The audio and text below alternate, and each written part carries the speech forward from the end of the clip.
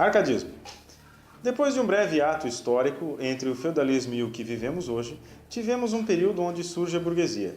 Essa nova classe de indivíduos vem prosperando a duras custas da mão de obra escrava, mas sem ter o domínio do Estado, que permanece nas mãos da nobreza e do clero. Da França de Jean-Jacques Rousseau, Joaquim José da Silva Xavier, um dentista mineiro, adota valores como liberdade, igualdade e fraternidade, propondo que o Brasil devesse se desvencilhar do jugo português.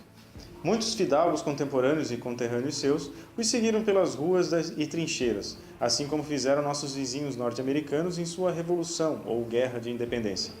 A moda brasileira, Tiradentes foi enforcado e esquartejado para servir de exemplo às gerações futuras. Os autores da época salientavam os aspectos da natureza, tinham a arte clássica como expressão máxima.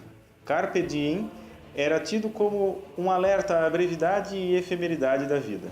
Quanto à forma, utilizavam os sonetos decassílabos rebuscando a tradição épica. Valorizavam a vida no campo. O bucolismo, em Marília de Dirceu, de Tomás Antônio Gonzaga, criticava a vida nos grandes centros. Todos amam Marília. Em torno de castas pombas, não rulam ternos pombinhos? E rulam Marília, em vão. Não se afagam com os biquinhos. E a provas de mais ternura, não os arrasta a paixão. Cláudio Manuel da Costa se fazia presente nas bibliotecas clandestinas, facilitando o acesso ao amigo que julgasse conveniente. Caso do escultor Aleijadinho. Torno a ver-vos, ó montes.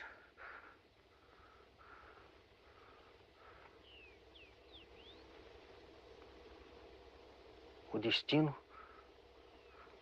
aqui me torna pôr nestes outeiros que um dia deixei pelos trajes da corte ricos e finos. Aqui estou entre meus fiéis, meus doces companheiros, vendo-os correr atrás do seu cansado desatino. Sob o pseudônimo de Termíndio Cipílio, Basílio da Gama compõe o Uruguai, poema épico sobre a disputa entre jesuítas, índios e europeus nos 7 povos das missões Rio Grande do Sul. Em 1757, o Marquês de Pombal expulsa os jesuítas do Império Português e estende a medida às colônias, passando a responsabilidade de educar das mãos da Igreja Católica para os leigos de confiança portuguesa. Em 1781, é publicado Caramuru, de Santa Rita Durão, sobre a fauna e a flora brasileiras e os índios do país. Até esse ponto da história do Piniquim, temos que ser francos em dizermos que de brasileiro só o nome, pois se não tivesse explícita a prostração a Portugal, nas entrelinhas se encontrariam as deixas lusitanas. No Brasil colônia, tudo tinha estreita ligação com a pátria-mãe.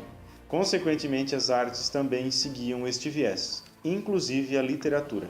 Em 1789, Napoleão Bonaparte se aproveita da Revolução Francesa para dar um golpe militar no país e começa uma investida bélica em toda a Europa e Ásia.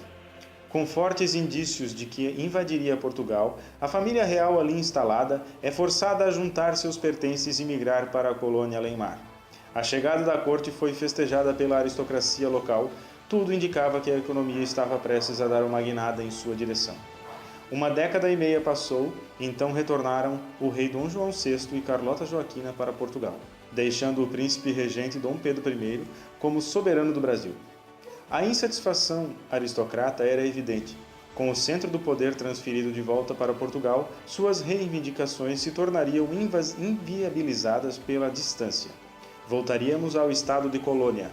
Diversas medidas foram tomadas até a declaração de independência, o que fez o país entrar em uma nova fase, independente, nacionalista, romântica.